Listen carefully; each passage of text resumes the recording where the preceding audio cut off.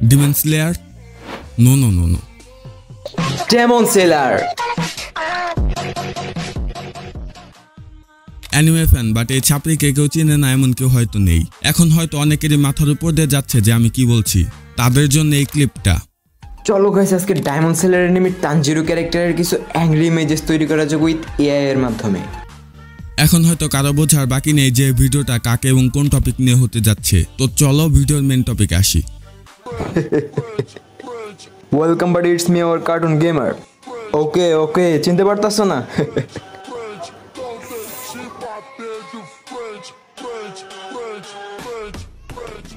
It's normal.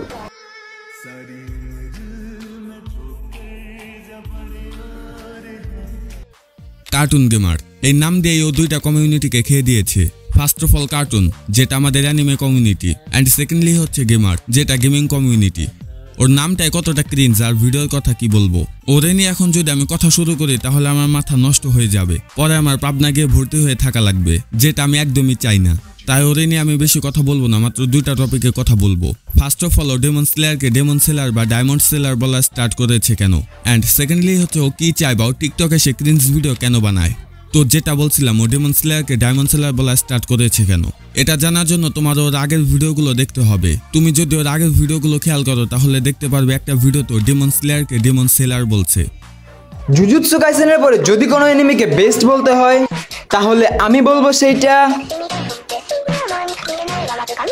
Demon seller.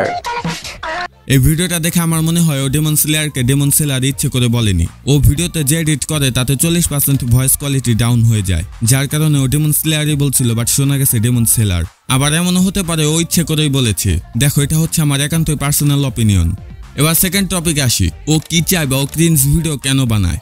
আমার মনে হয় ও দুইটা জিনিসের কারণে ক্রিঞ্জ ভিডিও বানায়। প্রথমটা হচ্ছে ভিউজ, অ্যান্ড দ্বিতীয়টা হচ্ছে মেন্টালি প্রবলেম। তোমরা তো জানোই যে টিকটকে ক্রিঞ্জ ভিডিওই বেশি ভিউজ আসে, আর যেগুলো ফেয়ার ভিডিও ওগুলাতে ভিউজ আসেই না, আসলেও খুব কম। এর মানে আমি এটা বলছি না যে ও ভালো ভিডিও বানায়। আর একটা হচ্ছে মেন্টালিটি প্রবলেম। সেটা কেন, এটা তুমি ওর ভিডিওগুলো দেখলেই বুঝতে পারবে। তুমি যদি ভিডিওগুলো দেখো তাহলে দেখতে পারবে ওর শার্টের বোতামগুলো খোলা থাকে, চোখে লেন্স থাকে, আর এমন ফিল্টার মারে দেখতে মেয়ে কম ছেলে বেশি লাগে। সরি, ছেলে কম মেয়ে বেশি লাগে। ওয়েট, মনে হইতেছে দুইটা মিনিং সেম। ও যেভাবে ভিডিওতে আসে সেভাবে কোনো সুস্থ মানুষ ভিডিওতে আসতে পারবে না, কারণ প্রতিটা মানুষেরই সম্মান আর লজ্জা আছে, যেটা ওর নেই। আর ওর জন্যই বাংলাদেশে অনেক বড় একটা ক্রিঞ্জ অ্যানিমে কমিউনিটি তৈরি হচ্ছে। তো সবশেষে একটা কথা, আমাদের দেশে অ্যানিমে কমিউনিটি এখন অনেক ইমপ্রুভ হচ্ছে। ওর মতো অনেক টক্সিক ছাপড়ি আসবে এবং বাংলাদেশ অ্যানিমে কমিউনিটির অনেক বড় একটা ক্ষতি করার চেষ্টা করবে, বাট আমাদেরই ওদেরকে থামাতে হবে। আমি শুধু অ্যানিটিউবারদের কথা বলছি না, আমি পুরো অ্যানিমে কমিউনিটির কথা বলছি। তুমি অ্যানিমে ফ্যান, তার মানে তুমি একজন অ্যানিমে কমিউনিটির মেম্বার। এটা মানা লাগবে যে অ্যানিটিউবারদের উপর এই বিষয় নিয়ে একটু চাপ বেশি থাকবে, কারণ তারাই বাংলাদেশে অ্যানিমে রিপ্রেজেন্ট করতেছে এবং তাদেরকে দেখেই বাংলাদেশে হাজার হাজার মানুষ অ্যানিমে ফ্যান হচ্ছে। বাট কার্টুন গেমারের মতো ছাপড়িদের থামানোর মেন দায়িত্বটাই কিন্তু তোমাদের উপর থাকবে। ছাপড়িদের থামানোর জন্য মেন হলো তোমরা, কারণ এটা তোমাদের দায়িত্ব।